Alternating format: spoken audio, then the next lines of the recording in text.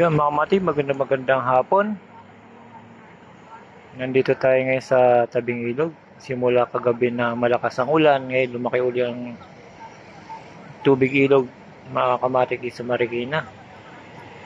Ngayon napakaraming ibon na langay-langayan mga kamatik. Pagka maraming ganyan na klaseng ibon mga kamatik, maraming isda yan mga kamatik na kung tawagin ay kataba.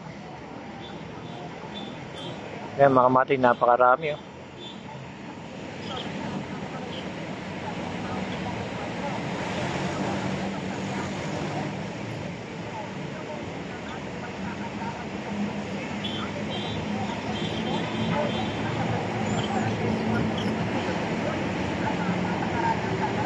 Yun, dito mga matik, may ilan din na namimingwit.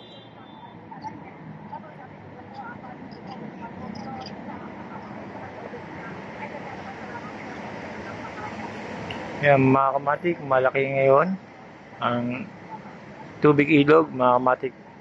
Nasa 14 meters na mga kamatik. Yan, napakalaki na mga kamatik. At maraming ibon mga kamatik. Ito, nagawa pa ni ate magpapicture kasi sa daming langay-langayan.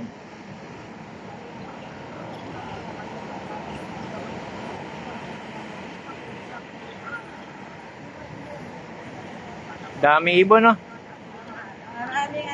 Kataba, oo.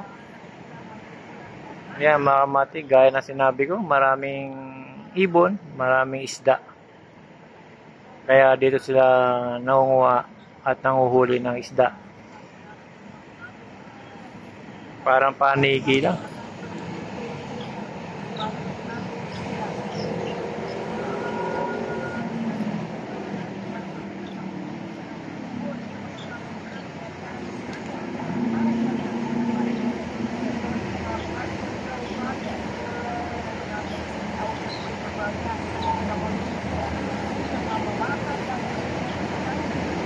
Yun mga matik, hanggang dito na lang mga matik, pinakita ko lang siya. Napakaraming ibon dito sa ilog mga matik na nangunguha din ng isda kasi marami din isda.